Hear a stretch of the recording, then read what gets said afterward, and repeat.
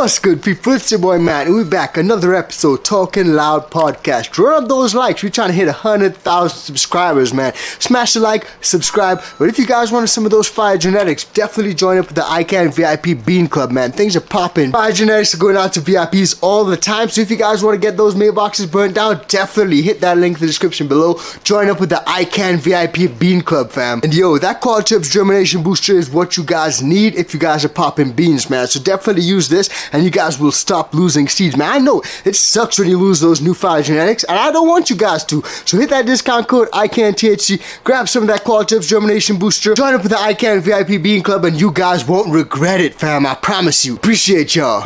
We're about to take it back. Okay.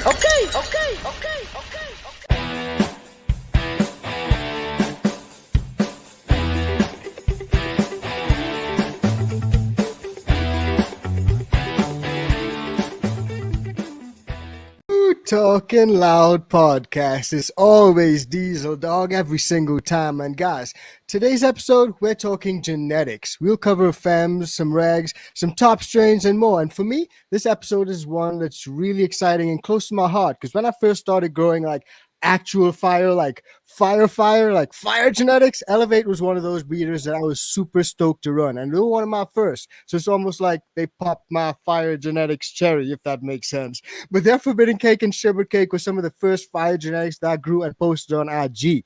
And since then, I've grown more, and they always delivered. And today, we got the mad scientist of Mary Jane behind some of the increasingly flavorful seed options coming out of Elev8 with genetics like apple fritter, runstopia, and a lot more. We got Matt on the show. Welcome, Matt. How's it going, brother? It's going great, man. Thanks for the kind words. I appreciate that. I thank you for having me on the show. I've seen some of your episodes and I loved it. I think you do a kick-ass job. Man, I appreciate that, man. I really appreciate the kind words, man. And guys, we got a lot of people tapped in already. Super stoked to have everyone on for this show, man. Guys, hit that like. We got to ask you guys to hit that like and show some love. But before we get into any of that, Matt, just tell me what's going on, brother. How you been, man? It's the first time you're on the show, but it feels like, we've been connecting for quite some time because I've been growing Elev8 for so long. So how has everything been, man? What's up? Man, everything is good. We're kind of taking things to the next level right now. We got in some new genetics I'm really excited about working with. We got in some new strains. We got in some old classic strains. I got the original strawberry cough and getting the lemon tree back. Going to start working with that. So got a lot of good things coming up. Let's see. Super Boof. I got the original Ghost OG that we're going to be working in there too. So, we got a lot of good things coming up. That's what's up, guys. So, guys, definitely hit that like and show some love because we got some fire genetics to run through today. And I think all you guys love fire genetics. And this is where we got to, definitely shout out the ICANN fam. The VIP Bean Club is popping. So if you guys do want to get some of those fire genetics, definitely join up and get some mailboxes burned down. That's all I got to say. Join up and show some love. And the old page got taken down, by the way. So you guys will have to join up to the new page. But don't worry, we got you guys covered 100%. Now, Matt, thanks very much to take the time to join us, man. Really appreciate you coming on to the show. And I know a lot of people in the chat right now are running some Elev8. Like I'm seeing all sorts of different strains popping off already. And, just before we even get into all that, before we get into any sorts of strains, any genetics, not even talking seeds or Elev8 yet, but let's talk about you just a little bit. Let's get to know you, like the guy behind all the breeding. Like when you were back in high school, like, did you always know you wanted to become a breeder, or how did the love for Mary Jane all start? It's funny. I actually started smoking it regularly a little bit later in life after I was an adult. And I actually developed I guess you could say a spiritual connection with the plant. Okay. It helped me learn a lot about myself. And so I had a lot of love for the plant. When they legalized marijuana medically, I was making some transitions with some other things that I was doing and decided that I was going to start up some production facilities. We were spending literally tens of thousands of dollars on genetics, and we'd buy all these seeds, we'd pop them. You're always looking for that one unicorn, that one that just wows you. It's got the frost, it's got the terps, it's got it all. And it was really hard to find something that, was impressive. So, I decided that I was going to read everything I could find on breeding plants generally and cannabis specifically. And so for about a year, I was reading all these books, recessive genes, dominant genes, things like that. Yeah. And when you're making a strain, you've got you can inbreed it so you get it more consistent, but when you get it more consistent, you start losing vigor, you start losing the things that that are going to impress you. So you kind of have to find that balance between some consistency and some of that wow factor. Yeah. So I'm just kind of getting my feet wet, and I really fell in love with it. I love the plant. I'm just like anybody. You get that one strain you've been looking for a couple years, and you're just like, oh man, this is awesome.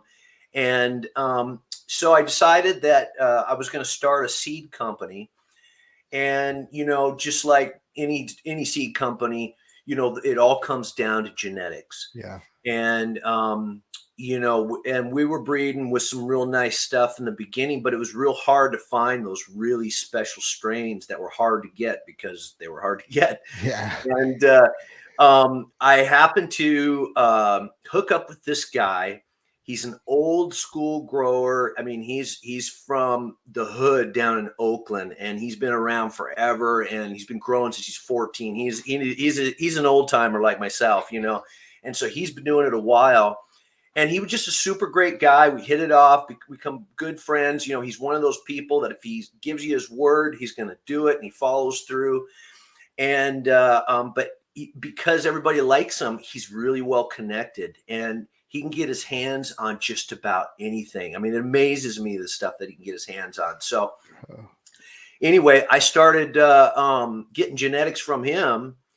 And I was paying him pretty well for the genetics, but I said, you know what, man, I'm gonna double what I pay you, because I want to make sure that you feel like you're well taken care of, because he was important to the business. Proper. And I wanted to respect. make sure that if I really wanted something, he'd be real motivated to get it, and I wanted to share the love around. So we've become good friends, and we'll talk on the phone and stuff. Matter of fact, I just talked to him earlier today. He's going to be sending me up some new stuff. He's like, oh man, I found that lemon tree for you.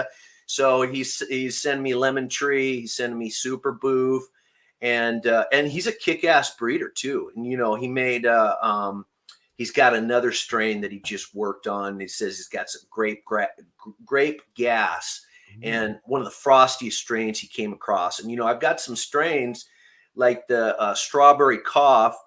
And when I got it, it was called strawberry cough, but I think it was actually the strawberry that gave the strawberry cough its strawberry, because this thing is like straight up strawberries. I mean, it's crazy. I've grown strawberry cough before, and there were some nice strawberries in this, but this is insane Different. strawberries. It's like you're in a strawberry field.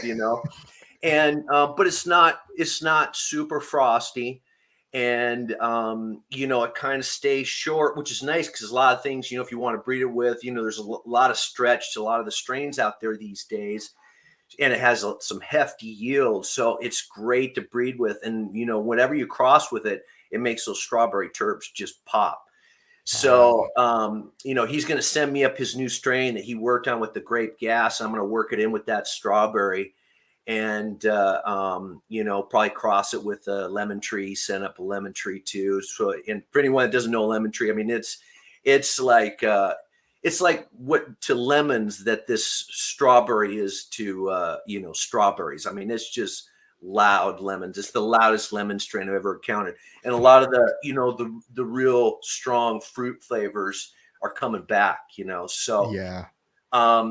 So anyway, yeah, I just started breeding. At first, I was making regular seeds. I'd seen on the forums, a lot of people were, kind of down on fems, and they were a big pain in the ass to make. Yeah. So, and so I stayed away from fems, but really that's where the market was at. And then, I figured if we're going to have a seed business, we're going to need to start making fems.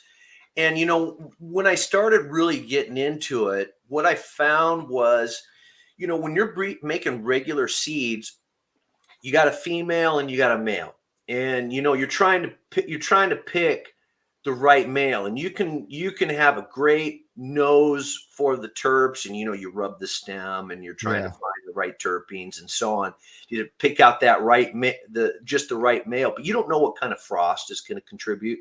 You might have kind of an idea of the terps is going to contribute, but you're just not quite sure. And so when you're breeding femmes, exactly what both those strains are that are going to contribute. And you can take one unicorn that you just spent $2,000 for that one cut, cross it with another unicorn, and exactly what that one's contributing, and it's one cups and everything else, and you're going to end up with some legit fire. So I started realizing, if you want to find a unicorn, because when I was popping seeds, I was looking for that one that I could make a mother, right? I wanted to see that one that was going to stand out in the garden, and you go by and you smell it, and you for the next hour you're smelling your fingers. If it brushes on your clothes, you're smelling that for the next hour too. You just can't wait to smoke it. And and so to get that one unicorn, you just have a much higher chance with fem seeds than you are with regular seeds. And, really what's important to me, near and dear to my heart, is when I picture, people when they're popping our seeds and they're growing it out, in my mind, I want to see their jaws drop because of what they find, and, I get emails and stuff, and, people are sending me pictures and they're like, oh man, this stuff is amazing. That makes me feel so good, Yeah. And, but, the elephant in the room with femmes is they do produce more herms than regulars. And, a lot of times people, they don't necessarily have the right expectations when they're popping seeds. And, regulars are going to produce herms too. That's just the way it is. It's an evolutionary survival trait that the cannabis plant developed. And so as breeders, what we try to do is we try to minimize that as much as possible. But every seed has this statistical chance that it could turn into that. Now, there's a couple ways that we can help. By the way, if I'm rambling on, man, if you want to jump in, man, you just do. You're good. You're actually crushing it, man. But I just wanted to shout out everyone in the chat, because so many people are dropping a lot of different strains that you guys are running. So let me know what you guys are running from Elev8, and also let me know where you guys are tuned in from, man. I'm seeing my homie Kev, my homie Cannabis Kev. I know Kev. He's smoking some apple candy from Elev8, and it's his favorite. He loves it. And I love that strain. We actually got a random question which came in from C. Will Cox Art. So anyone, if you got some questions for Matt, drop them in the chat. Now I was telling Matt off air, it's like that Spider-Man meme. It's like, Matt, hey Matt, you're Matt. No, I'm Matt. No, you're Matt. If you guys got any question for me, Matt, or Matt, our guest today, then definitely drop me in the chat. But Matt, what's the most unique strain in the Elev8 arsenal right now? Because I've seen a couple that I ran in the past that are out of stock. But let's talk about what's available now. What's the most unique strain that you guys got? If a buddy came up to me and said, hey man, I want to grow one of your strains, what should it be? I got this strain in. So my buddy down in California, he calls me up and goes, dude, you got to get this strain. He said, I haven't seen anything like this in a while. I says, he's saying you can have a bag of it in your house and the neighbors are, they're going to complain. He says, this is just insane. It's got this exotic kind of incensey, kind of gassy, one of those things that's kind of hard to explain, but it's got some purples, it's got some frost, a little bit of everything. And so he sent it up. It's called Nerd's Rope. And so I gave it to some other people that were growing, and they're just like, oh man, this strain is amazing. And they were just, a lot of them, they're saying hands down, it's one of the best strains I've ever grown. And so we ended up crossing that with Gary Payton. And so, and we cross it with, actually Gorilla Glue. And so we got one with Gary Payton. We got one with Gorilla Glue. And we also came up with some S1s of it that we're going to be dropping.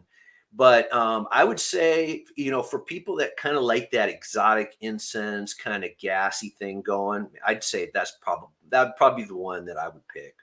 Interesting, man. And like, I actually did get an email from you guys because I subscribe to the email list. I always get notified when you guys drop some new fire. And when that Gary Payton dropped, I was like, man, I got to get my hands on some of those. Those sound great. But with all these options, even Derek Graham, he says he just harvested some gorilla runs from Elev8.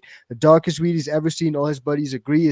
And he loves that dark purple pheno. You know, Awesome. awesome. Awesome. And Green Elder says, Matt, what do you find to be the most elusive trait? Superior potency or superior flavor? Which one is harder to pin down? Is it the potency? Like, and that's actually something I did want to get into. So before we actually, answer this question, I wanted to sort of pivot into that, THC percentage versus terpene profiles. That's something that a lot of people sort of look for when they're shopping nowadays. Like, a lot of people Yeah, see THC percentage are one of the hardest thing.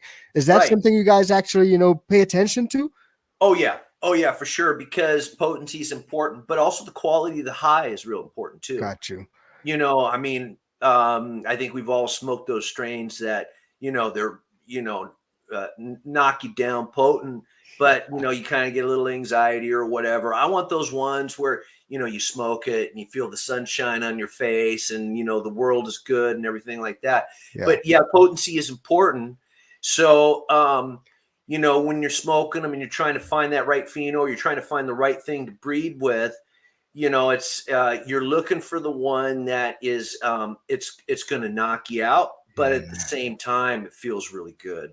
So and that's real important to me because I like to smoke and kind of go into philosophy about life and all that kind of stuff, and so the euphoric feeling is real important to me. Yeah, I got you. I sort of think of it like, a lot of people say the entourage effect, everything sort of combining together. So I don't specifically like look for that THC percentage, but I do look for like something that suits my terpene palette. I don't know how to explain it. What I like, and that's super subjective because everyone likes different stuff, and what I found with Elev8 is that they always hit like the boxes for me, so let's actually, just spin it back a little bit. Like, what actually was the inspiration behind the name Elev8 Seeds? Because that's something I ask everyone on the show about, the inspiration behind their name. So what was the inspiration behind Elev8?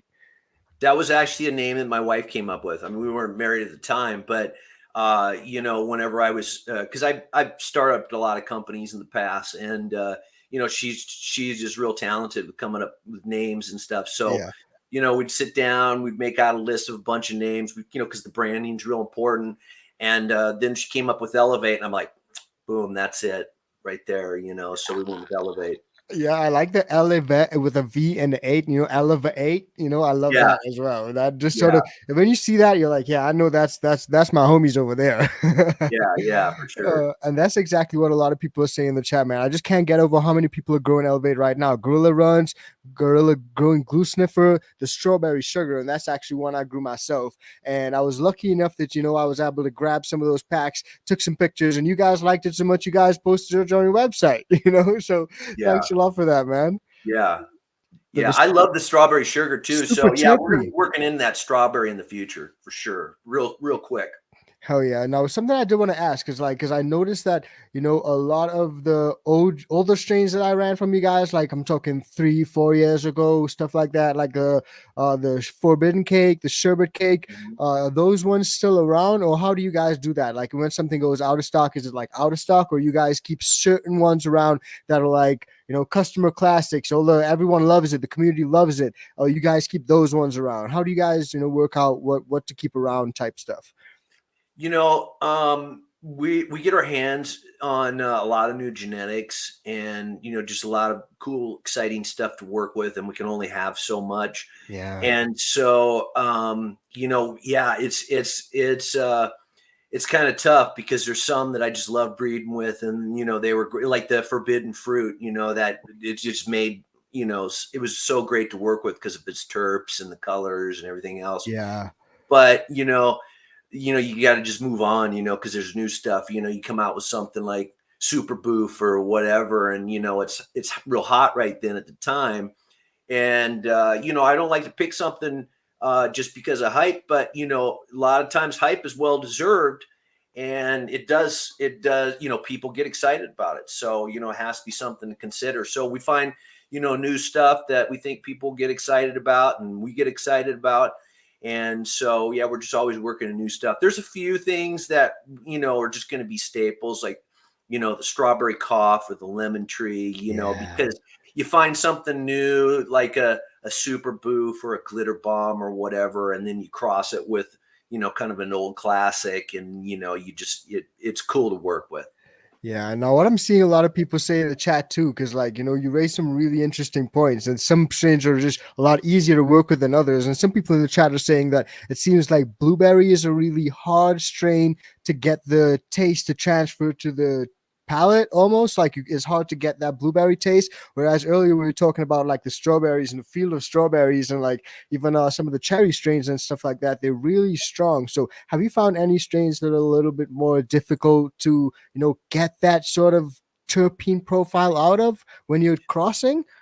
Yeah, I've kind of found the same thing with the blueberries. It Interesting. just, and matter of fact, I was just talking with my buddy today that I get the Interesting. genetics from, and he was talking about a strain that he really liked, and it smelled really good, but it wasn't one of those socky in the face, smells. And so a lot of times it just kind of gets lost in translation. You Interesting. cross it with something else, and it just kind of fades away. Yeah. So that's why, like when I breed with something, it's got to have something that it just really stands out, knocks you in the face. So like sometimes you'll have something with just it just has tons of frost and bag appeal, and it's got some nice terps, but the terps don't just grab you. And then you got something else that it's got crazy loud terps, but maybe not a lot of frost. And True.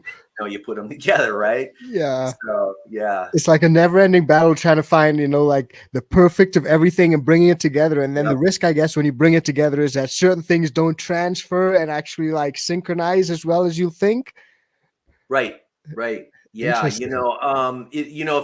If there's one that's almost just like overpowering, like the lemon tree, with the lemons, or the strawberry, or, Gorilla Glue or Nerds Rope or something like that, where it's just like really loud, Yeah, that's always gonna, kind of push its way to the front of all the odors. yeah, But yeah, when I'm growing, I love going around and smelling the new phenos that are coming up. I always get excited about it. And so, I don't want to be growing weed that just smells like everything else. And or looks like anything else. I want it to be unique. And so, that's what I really try for is, I want to create something unique that when people are growing that stuff out, that they're just like, oh man, this shit is awesome. amazing. And that's definitely one thing I definitely would say about you guys. And a lot of stuff that I've grown, like a lot of them are keepers, or at least I consider keeping it, plant constraints and all that. But 99% of the time, I'm running at least one Elev8 in my crop. So, I mean, That's awesome, testament, man. I'm glad. testament to that, man. I I appreciate you love guys. hearing that. I love hearing that. It really is important to me that, people end up with something that, just really stands out. I know that, we all work hard for our money, right? Yeah, And seeds aren't cheap. And, for us, it's not cheap to run a business. And so, although we'd love to be able to get them out for a lot sooner, you think with, selling seeds for that much, you'd be making a lot of money, but you'd be surprised how much it is to run a company. yeah, But so when someone orders seeds from us, like, we guarantee they're gonna pop. yeah. We'll put some guarantees on it. And if they have a negative experience, we want to know about it. Let I us like make it that. right. Yeah. Because sometimes that might happen. Yeah. And that's literally something that is almost unavoidable, right? Because we were actually talking about that earlier. So let's sort of circle back to that because I heard you say on another episode, and I actually read a few on your website, on Elev8 Seeds website. They have a real nice little extract from you where you say that, what was it you said? Like, preserving elite clone only strains and reproducing them in stabilized seed form through backcrossing and meticulous selection, right? And even though you go through all of that, I think I also heard you say that the regs, when you first started off, you didn't really want to do anything with the fems. You only wanted to deal with the regs, Right. or is it the other way around? So there's always that inherent risk, right, of fems. And a lot of people say fems herm out. So let's just talk about that for a minute. FEMs. Do you, in your experience, have FEMs hermed out a lot? Because from what I've seen, FEMs there's always that risk, but Mhm. some of the top strains that we've known, like the Sour D's, the Chem Dogs, OG Kush, all these stuff, I think you have mentioned were made from hermaphrodites in the garden, right? Or people stressing plants purposefully and producing pollen. Some of the top strains out there. So Right. let's just talk about hermaphrodism for a minute. Like, just Sure. go crazy. Yeah. It's just one of those things that it comes with the territory of growing cannabis. I did because every time if we hear from a customer and they found a herm, that's like a punch in the gut. Just like, oh man, I hate hearing that happens. I sat down and I Googled all the competitors that we have that I respect and they breed really good stuff. I put in their name in Google and then I put in the word herms. Every single one of them, without exception, there was links to go to some post, and it's like this company, they're breeding herms. I would never use them again. Every single one, and so I think it's important to have proper expectations.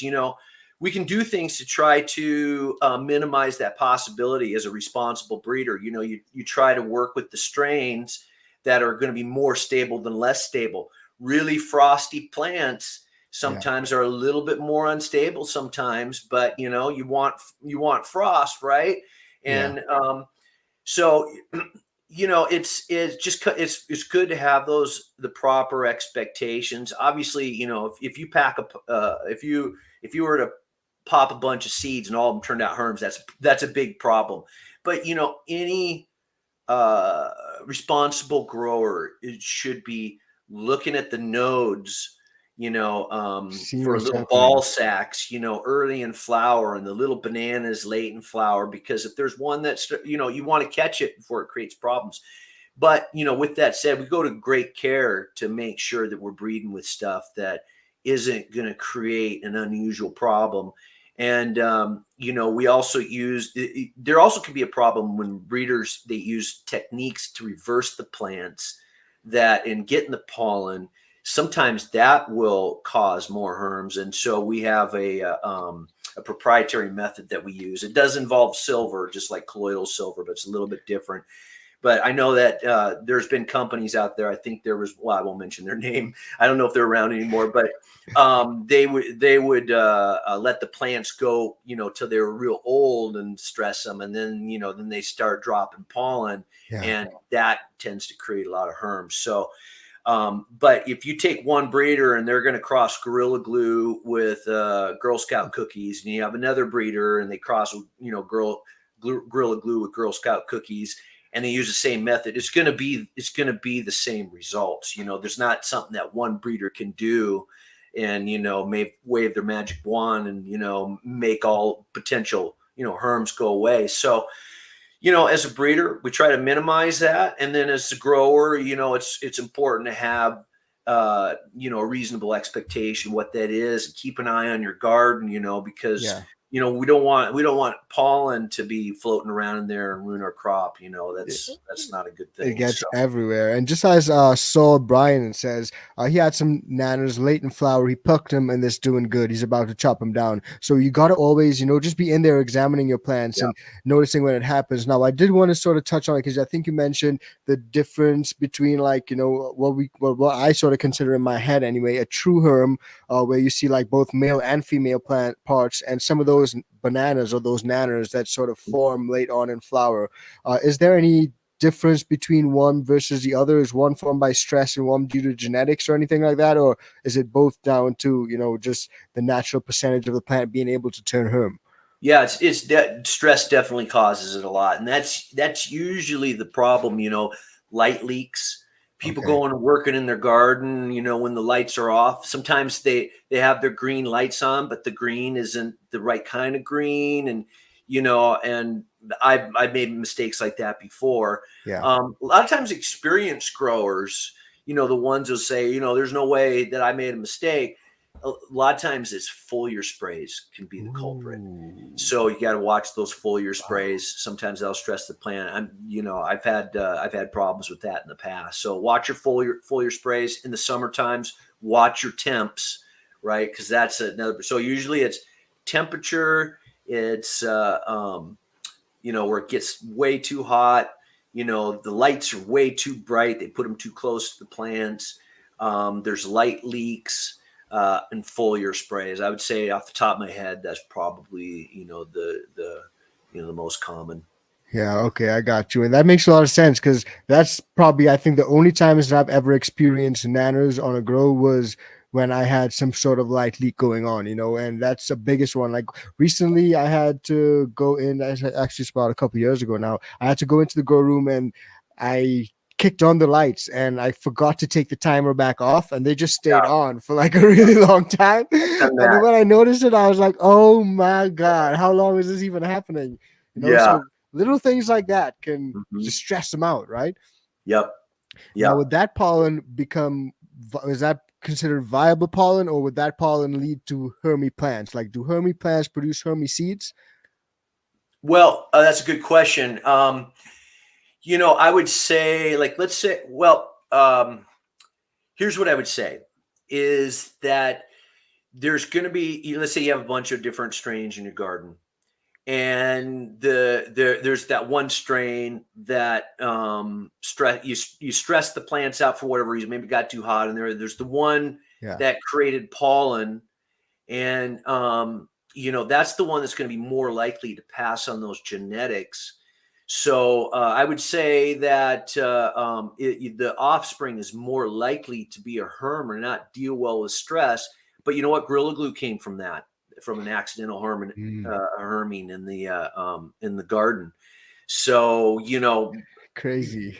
yeah, what if you would have thrown out those seeds? You never would have found Gorilla Glue. Yeah, I think there was like a super small amount of seeds, right? It was like 5 or 6 seeds or something like that, and he Yeah, just grew them out, right? yeah, Wow, like we could have probably never had Gorilla Glue if he just threw those away. right, right. That's a little wild, I gotta say. Now, also, I heard some people talking about and the exclusive cuts, right? And we mentioned it earlier on, like some of those exclusive cuts, and they can go for bags. I'm talking about a lot of cash. But how important is it to find like the right cut when it comes to doing what you're trying to do in terms of breeding and locking in those potential genetics? Because when you're popping a bunch of seeds, there's always that sort of phenotypical expression which can vary between seeds and stuff like that. But when you want to get that cut, you want to get that cut, right? Right. So how important is finding that cut to you guys? I want to make sure that everyone, when they're popping some seeds, they have a hard time choosing because there's enough ones in there. They're just like, oh my God, that's awesome. They're all But fucking awesome. yeah, I'm a sucker for terps. When it's the one that you just keep going back to and you got to smell it. And, I love eye candy. If it's frosty, I like it, or I'm going to be more drawn to it. So, for me, I'm looking for terps.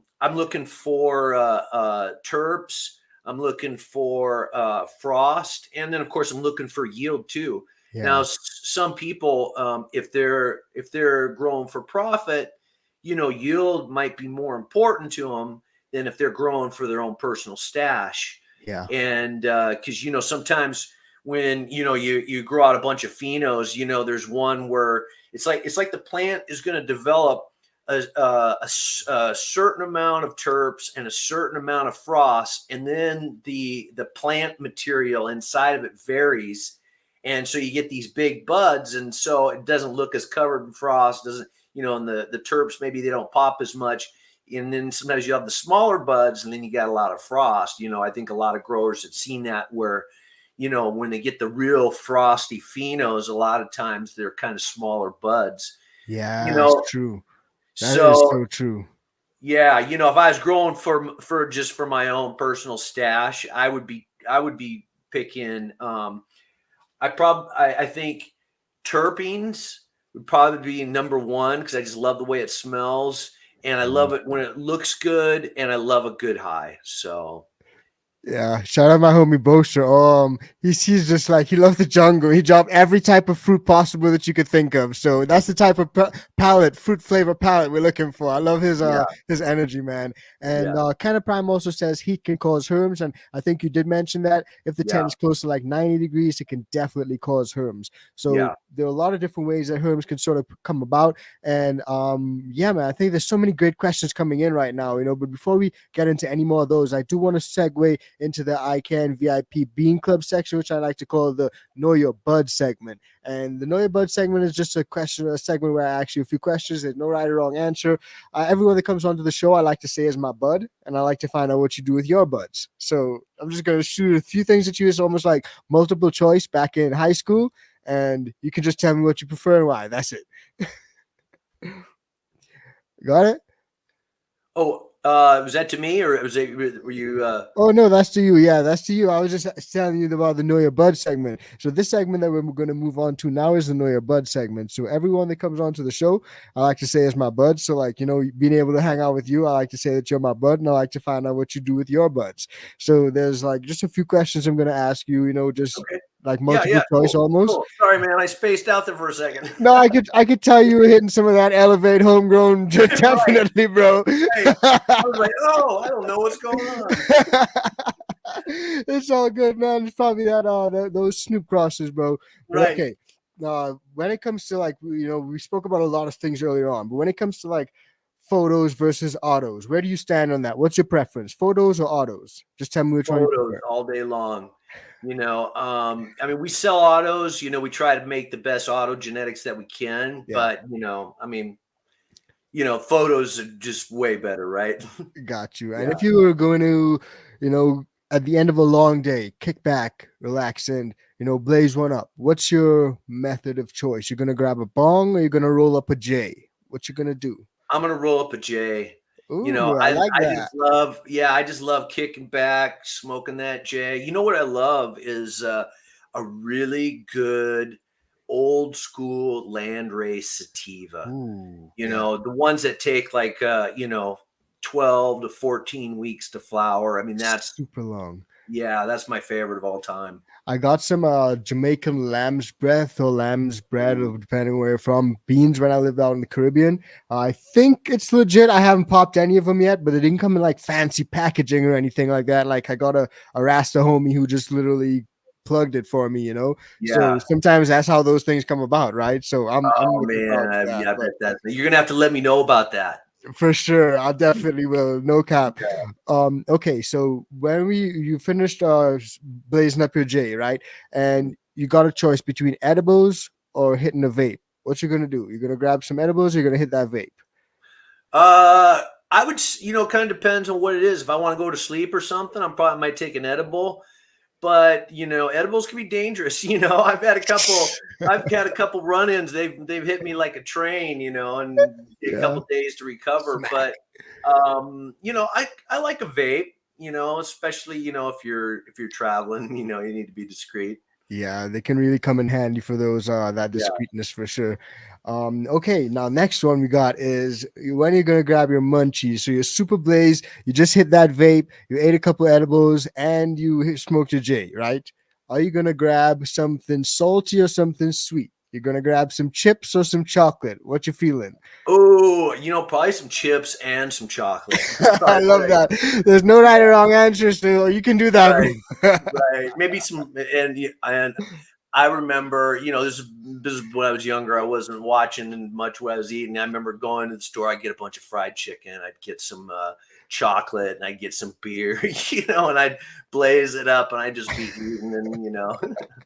Man, sometimes when you get super blazed, you're like, yeah, that fried chicken looks good. That ice cream looks good. This looks good. I want It all everything. looks good. Yeah, man. I absolutely know what you mean. Okay, you got a choice between one, right? You could only pick one: a wake and bake or a nightcap. Nightcap. I'm Ooh, not a you wake answered and that baker quickly. because I like to keep my head clear during the day. That's just how I am. Yeah, So I like to do stuff. I like to read books, whatever. So I'm probably, it's definitely maybe late afternoon, maybe right before dinner. That's got you. probably when I'm gonna hit it. Got you. I like that. I like that. A lot of people who like to be responsible throughout the day, they tend to go with that one. So Yeah. big ups to you on that, man. Thanks. Now this will probably take you back to a time when you were maybe a little bit less responsible, right? And I call this one the 20-year-old me question. So you're sitting down here, you're hanging out with me, and 20-year-old you kicks through that door, right? And looks at you straight in the face and is like, yo, Matt, I'm challenging you to a smoke off right now. Who's gonna win? Are you gonna beat him or are you winning right now? Who's gonna win that smoke off? Oh, I would beat him hands down because I didn't really get into smoking, till I was older. So yeah, I would have smoked him under the table, no doubt. You would have definitely woken up and eaten everything in your fridge, bro. Yeah, he been out. He'd been Like a out. light. Okay, the last one though. I like to say this one is the refund question, right? Because you can either get a refund on all the weed you ever bought, or you can hang back and smoke with anyone you choose in the world. Anyone, just blaze up with them and have a good time. What you gonna choose? I'd probably pick someone cool to blaze with. Interesting. And who would you Yeah. pick? Oh man, that's tough. It is a hard one. Uh, I'm into philosophy and things like that. So, I might name off a few people and they might go, what? So yeah, it might be, like, Interesting. an old school philosopher or something like That's that. cool. That's dope though. That's it. That's definitely an answer I've never heard on the show, bro. So respect on that one, man. That's like a higher level of appreciation of life and thinking and everything. I like that. I fuck with it. Alrighty, man. Well, that was dope. That's the Know Your Bud segment, man. It really just helps me to get to know you a little bit better, help everyone to get to know you a little bit better, and know the guy behind Elev8. So I thought it was pretty important just to keep that one in for this show, man. So thanks a lot for sharing, bro. I appreciate Hey that. man, thanks for having me on. I appreciate it. I love the show. Thank you. Absolutely, man. Thank you so much. But we're not done yet because you guys were actually featured in High Times, in 2018 top 10 strains. Mhm. So you guys are not just doing this just now because back then I think it was like the Sherb Cross, if I'm not mistaken, that Yeah. you guys had got featured. So tell us a little bit about that, the Dosey Sherbert. Tell us a little Yeah. bit about that, bro. Yeah. The Dosey Sherbert. You know, So that one we took a dosey dough and we crossed it with a sherbet and it just came out. It was it was the two scoops. So it two scoops. That was two scoops is the one that my buddy in California bred, and it just came out stinky and was very unique. And at the time, we only made regular seeds. It was a nice strain, and I remember when that one hit big, and it was definitely an awesome strain. But we had some other strains that were just kick ass at the time. We had a strawberry snow cone that was Ooh. badass. It was a sour diesel cross with the strawberry cough that I mentioned earlier, and then we had a sour patch kiss that was badass, and then we had a tangerine cookies that was amazing. So, but yeah, that was a good one. That was a good one for sure. But yeah, we've been doing this for about 10 years. We've come a Almost a long way. decade. Yeah. Yeah, man, that is awesome. I definitely want to say that. And, a lot of people in the chat right now are asking about a lot of different things. And I did see Truth Exposed ask this, so I just got to ask it. What's Elevate's best cherry terp producing cultivar? Because he's about to go and buy it right now. I would say something with our new tropical cherries. We got an original cherry pie. I mean, there's a lot of cherry Ooh. pies floating around, but this was like the original cherry pie that was beautiful. And we did some crosses with that, and they turned out real good. We did some crosses with the tropical cherry.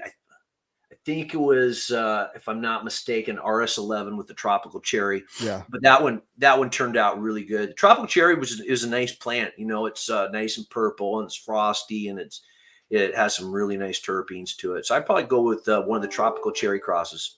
Interesting. Nice. Okay. Well, that's definitely, a good one for you guys to try. Try that because I haven't tried that one. So maybe it's something that we can both try together. But Sandra also asked, what advice can you give to him as a new grower, long time enjoyer? And for me, I can probably take a stab at it.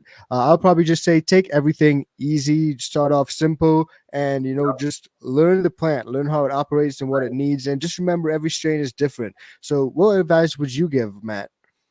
I would just say keep learning. Always just keep Good one. learning. Keep researching, keep reading, and keep trying. Be willing to make some mistakes. Yeah. Sometimes things are going to happen. Keep pressing forward, and you'll get the skills. Yeah, I like that, man. So definitely keep pushing on. That's one thing I would say. And Yep. just before we actually, go on, I just want to see on average Joe. He says a random question: can a clone of a clone change growth and characteristics? And I pull this one out because if you're searching for some of those $1,000 clones that we were talking about earlier, those seriously elusive cuts that you can only find clone only, and you get that, can it change growth characteristics? Can anything like that change? Like, can you see it come out one color and smell different based on something else? Or how does that work? Because for me, I thought all clones are exactly the same. Yeah, that's a great question. And matter of fact, I just stumbled on there was a couple studies that came out, but it was about something called clonal decay, Yeah, clonal which is degradation. and after it's like if you get that old school sour diesel and it's just not quite the same, or you Yeah, might get an old school cut from one person, and then you get the same cut from another person, and one grows really vigorous and it's got all the same terps, and the other one's like, what's going on with that one? yeah. So yeah, the clones after a while. Matter of fact, in the studies, I was kind of reading through them, and they found that different parts of the plant would exhibit different genetic makeup. Mhm. So you could even take a cut from one branch, and it might contain a very small mutation that maybe there's a little smaller mutation, another one, so it might be a little bit different. The best thing you can do is keep your plants healthy. Yeah. And if you keep them healthy and take care of them, they'll last for a while. But I guess that's a good reason to plug, get some seeds, update your genetics, because you refresh your genetics when you got the same clone you've been running for years and years. Yeah. After a while it just gets tired. So yeah, the genetics can change and some of the characteristics can change. It seems like it wouldn't make sense, but apparently that's what the studies say, and clonal Interesting. decay is a thing. Yeah. I've been actually doing a little bit of research into that as well, like some of that clonal degradation and stuff like that. And my Mhm. homie Chris McNeese, he's a professional bean popper, as he just described himself. Shout out my homie Chris Conrad or Chris, but he says it also matters where it's cut from, some of Yeah. that new science. So there are a lot of new things happening and a lot of things sort of going on in this space. And it's always interesting to see what's happening and keep an eye on it so you can, make informed decisions and stuff like that. Yeah. Now the last thing I did want to ask, Download Garden says, what's the most gassy strain Elev8 has? So in terms of gas, straight gas, I love that diesel dog. It's all over my t-shirt. So let's close Yeah. off in the diesel dog. We had this GMO cut that was the skunk cut, and it was awesome. And unfortunately, I lost it. But Wow. before we lost it, we made a bunch of Gary Payton cross with that GMO cut. Okay. And so, when they're out, they're out. But we still have some for sale. That I would say that's probably it. The Gorilla Glue cross with the Nerds rope is going to be awesome. So that I'd probably go for either of those. Nice. Well, that's what's up, guys. There's so many options. That's what I can say, guys. Definitely check them out. And like you said, when they're gone, they're gone. So grab them while you guys can. And I just want to shout out everyone in the chat. But I think we touched on a lot of different things, Matt. From Herm stressing out your plants and how to avoid them, from some of the fire genetics that you guys were working on, some of the fire genetics that I started from you guys, and all sorts of stuff. But before we actually close off, for everyone who wants to find out what you guys got going on, maybe get in touch with you guys, where can they do that? We can be reached on our website, which is elev8seeds.com, ELEV, and then the number 8 seeds.com. We also have a Elev8 Growers community on Facebook. We've got a Discord page. Oh, thanks. Yeah. And then we got an Instagram page. So we'd love you to see you on the Facebook growers community. We'd love to see some of your pictures and see what you see and what kind of flowers you're coming up with. So yeah, come check us out. Absolutely, man. Well, that's what's up, guys. So, guys, hit that like and show some love. And Elevator's got a lot of great stuff going on. And like, if you guys love fire strains, looking for that keeper, then definitely give Elev8 a try. Like, I was surprised to see how many people are going Elev8 already in the chat, man. So props to everyone. But Matt, thanks so much for taking the time to come and hang out with us, man. I really appreciate that, bro. Awesome, man. Thanks for having me on. I really appreciate it. It's been a lot of fun.